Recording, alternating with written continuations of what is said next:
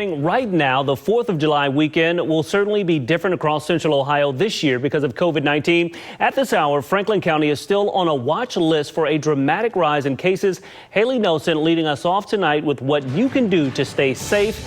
And Haley, what did you find out? Rodney, back to you. All right, thank you, Haley. And tonight, public health leaders here in Columbus are asking bars and restaurants to only operate at 50% capacity. And tonight, the health department is also asking those businesses to cut their hours of operation. Jesse Starkey has that side of the story. Continuing coverage tonight on the spread of COVID-19, Franklin County remains the most serious county for COVID-19, nearing 10,000 total cases. Governor Mike DeWine breaking down those numbers for us Thursday.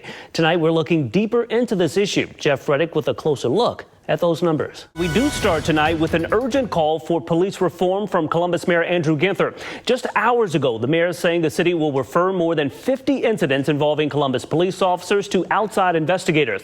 All of it following criticism over the treatment of protesters by officers. The mayor also announcing members of the group that will work to put together that civilian review board. Haley Nelson taking a deeper look tonight. And the mayor's meeting comes just one day after talks about making some major changes within the police department, including the equipment that they use every day. Tom Bosco has that side of the story. For the first time in months, there are now more than 1,000 new cases of the coronavirus across the state. The last time we had this many new cases was back on April 29th when Governor Mike DeWine was testing prisons. And these growing numbers come as school districts across the state try to come up with a plan to get students back in class. Lisa Rantala has that side of the story. All right, turning now to a closer look at COVID-19 in college football. We're getting a bit more insight tonight from a former OSU All-American who recently started an Insider's website to discuss all things Buckeyes. The Football Fever's Clay Hall has that one-on-one tonight. Football Fever.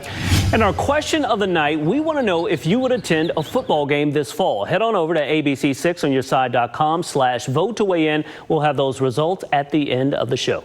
And tonight, face coverings are now mandatory in Bexley. Mayor Ginther saying on Twitter just moments ago that he is strongly considering the same thing for the city of Columbus. Jesse Starkey has a look at those new rules and how they will impact you and your family.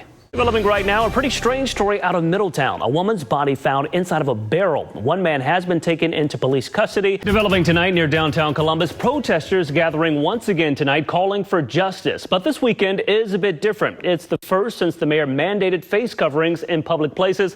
Jesse Starkey following that story tonight. And Jesse, what have you seen so far? Thank you, Jesse. Also breaking tonight, the state of Ohio reporting 926 new cases of the coronavirus. 4 people have died over the last 24 hours.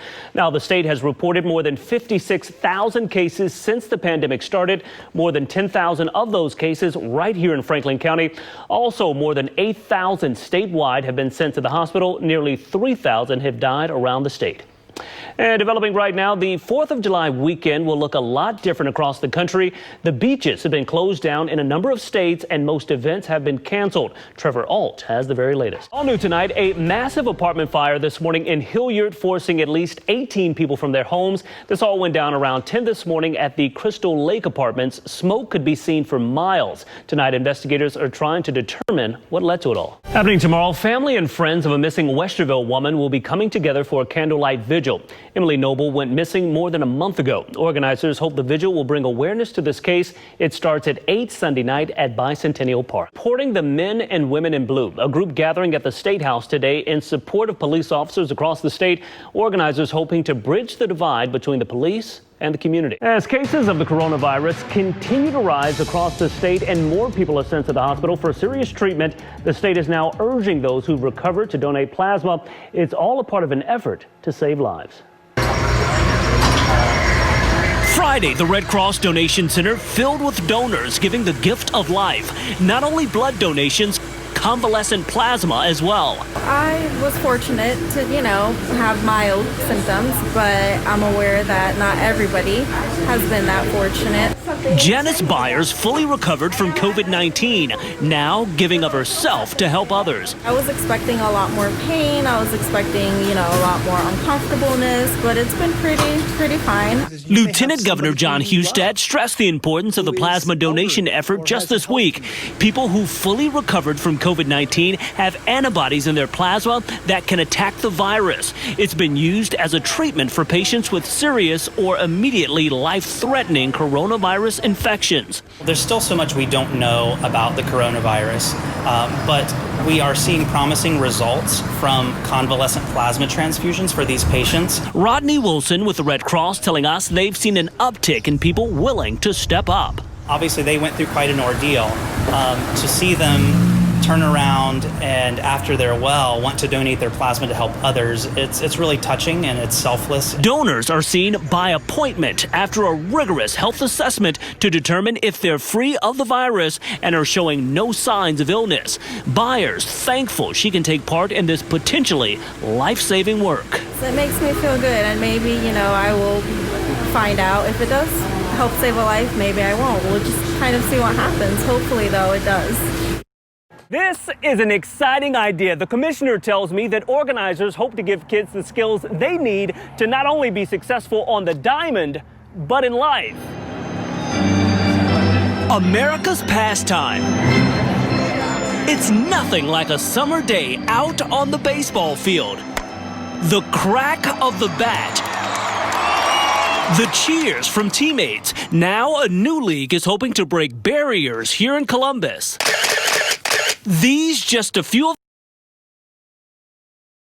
Baseball League, the program providing an authentic baseball experience for teens with autism and special needs. League Commissioner and Director Taylor Duncan, autistic himself. As I grew up, I faced a lot of social stigma and perceptions of what one with autism can and cannot accomplish, and often precluded me from being able to have the same opportunities to play traditional baseball as everyone else. Duncan says the purpose behind the league is to give kids physical and social skills they need to live a full life, proving any doubters wrong. We accept everyone for who they are, encourage them to be the best they can be, and we instill confidence in to fulfill dreams in life on and off the baseball diamond. Now we will introduce our players for today's Alternative Baseball Opening Day. Out on ESPN's Baseball Tonight. Taylor Duncan. Since the league's creation 4 years ago, they've expanded to several states, touching countless lives. Their mission, to make a real impact here in Central Ohio as well. Here's the best part about it all. If you want to get involved, you still can. The league is looking for players, coaches, and volunteers. For more information, simply head on over to our website. Rodney Dunigan, ABC 6 News. Well, the heat is officially on this weekend across the country and right here in Central Ohio. Temps here at home in the 90s over the next few days. And if you didn't already know it was summer, it certainly feels like it now. H-O-T. Yeah, I decided to spell it out for you. Central Ohio in the middle of a heat wave, and will stay that way. Plenty of warm air again today, our 5th 90-degree day in a row. The holiday weekend will be sunny and warm. A lot of folks deciding to get out and take in some fresh air. It's a beautiful day to enjoy with the family. We've got 12 consecutive days projected to be at or warmer than 90 degrees. The last time we had a run like this in Central Ohio back in 1999. Across the area, plenty braving the sun and humidity. Sunny, light clouds, warm. Their focus on relaxing. The UV index remaining high, so if you plan to be out and about, make sure you have the sunscreen and stay hydrated. Oh, the weather's great right now for fishing, and I'm just gonna go out and walk this entire creek out here and see what we can pull in. This heat expected to stick around for a couple of weeks, so be safe. We're on your side tonight with some very important information about keeping your home cool and safe this summer. The state of Ohio lending a helping hand to families trying to keep the power and the AC on over the next few weeks. No idea where I'm going next. We're all over, so it just depends on where the workload takes me. This is the time of year HVAC techs are hard at work. It's stressful. It'll wear you out. You go in, sometimes there is cooling in the house, and it's nice and 70 degrees. There's other ones you go into, it's 85, 88, 90 degrees, and you're sweating from 8 a.m. to whenever you get done. As the temperatures rise, so does the workload. Unfortunately, for a number of struggling families across Central Ohio, this is also the time their family's safety could be on the line, trying to keep the power on and the air conditioning pumping. But there is help out there through the state. The Home Energy Assistance Summer Crisis Program is accepting applications from families in need. And this year, the program has been extended due to the COVID-19 pandemic. At energyhelp.ohio.gov, you can find all the eligibility requirements. The program runs from today through September 30th. It can help Ohioans pay an electric bill or buy an AC unit or a fan. Box fans and ceiling fans consume less energy and help circulate that cooler air. Funds can even be used to pay for AC repairs. All of it in an effort to help families get through a tough time.